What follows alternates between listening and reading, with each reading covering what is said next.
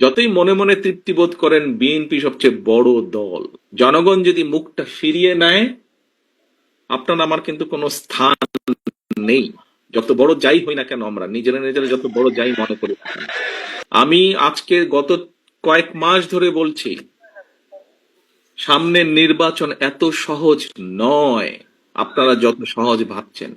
নিজের মনে যতই বড়াই করুন, আরে বিএনপি তো শাখা প্রশাখা একদম গ্রাম পর্যন্ত আছে, অন্যদের কি এত আছে? এত বড়াইয়ের কিছু নেই। থাকতে পারে আপনার শাখা প্রশাখা, প্রিয় সহকর্মীবৃন্দ, আমাদের নেতাকর্মীরা তৈরি করেছে সেই শাখা প্রশাখা, গ্রাম পর্যন্ত দলকে নিয়ে গেছে, ওয়ার্ডে ওয়ার্ডে দলকে নিয়ে গেছে। কিন্তু তারপরেও জনগণ ম্যাটার্স, জনগণ ম্যাটার্স।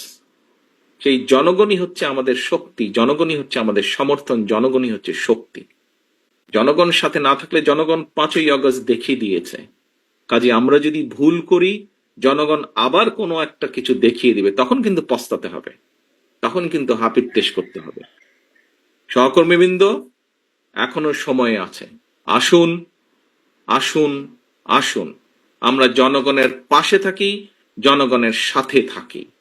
যারা এমন কিছু করবে যা আপনাকে আমাকে ক্ষতিগ্রস্ত করবে, যা আমার দলকে ক্ষতিগ্রস্ত করবে, যা আমাদের দল ক্ষতিগ্রস্ত হবে, আমরা তার বিরুদ্ধে প্রতিবাদ গড়ে তুলব, তার বিরুদ্ধে প্রতিরোধ গড়ে তুলব।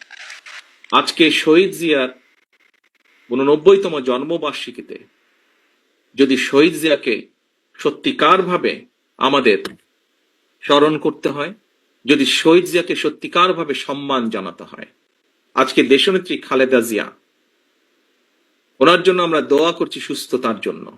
কিন্তু দেশনেত্রী সবচাইতে খুশি হবেন, দোয়া তো আছেই, কিন্তু উনি যখন দেখবেন যে জনগণ সমর্থন দিয়েছে বিএনপির প্রতি, আমি তো মনে করি সবচাইতে বেশি খুশি উনি সেদিন হবেন। এবং দেশনেত্রী খালেদা জিয়ার সৈনিক হিসাবে আপনাদের উপরে সে দায়িত্ব বর্তায়।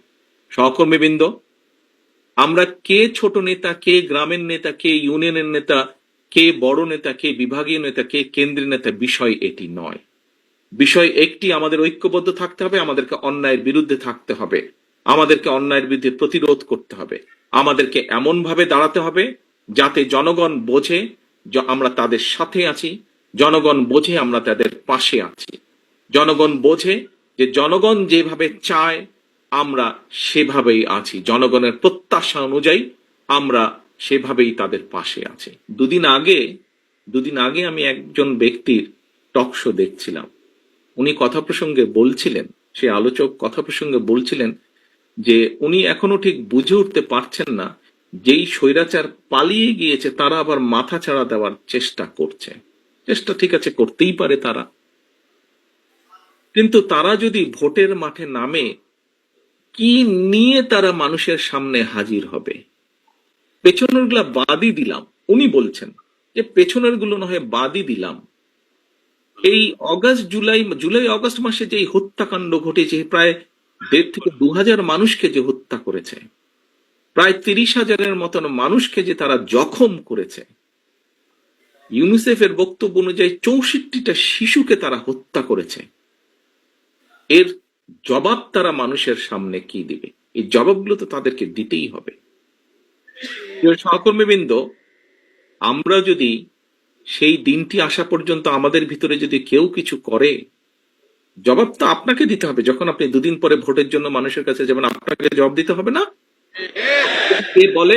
সে যদি বলে যে এই মিয়া, তোমার ওই লোক এসে আমার সাথে এই ব্যবহার করেছে বা আমার প্রতি এই অন্যায় অবিচার করেছে, তোমার দলের লোক এসে, আপনি কি জবাব? আপনি কি যদি তখন যদি শুধু জবাব দেন, ভাই ওকে তো চিনি না, ও দলের কেউ না, তাতে কি হয়ে যাবে?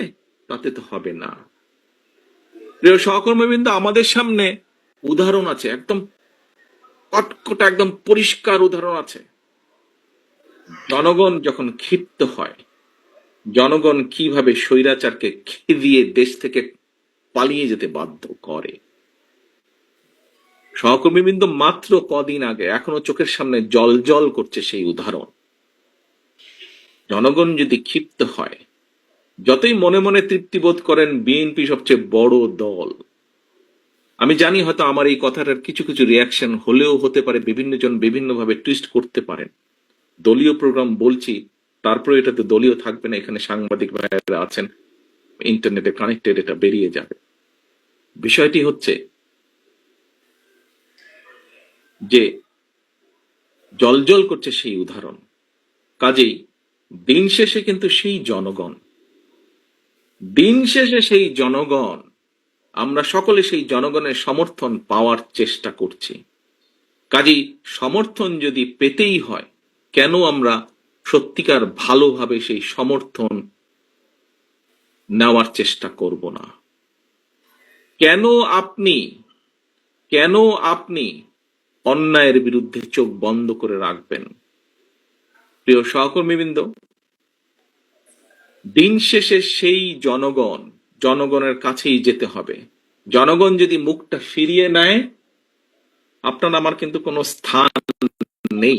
যত বড় যাই হই না কেন, আমরা নিজেরা নিজেরা যত বড় যাই মনে করি না কেন, জনগণ যদি মুখ ফিরিয়ে নেয়, এবং নাম বলবো না, কিছু কিছু রাজনৈতিক শক্তি, যেই হোক না, যত ছোট বড়ই হোক না কেন, তারা বিভিন্নভাবে আমাদের বিপক্ষে, ওই মোটরসাইকেল আলাদের কিছু কাজ কামের কারণে তার সাথে আমাদের নেতাকর্মীদেরকে যুক্ত করে কিছু কিছু কথা বলার চেষ্টা করছে। আমাদেরকে সতর্ক, সচেতন হতে হবে সহকর্মীবৃন্দ।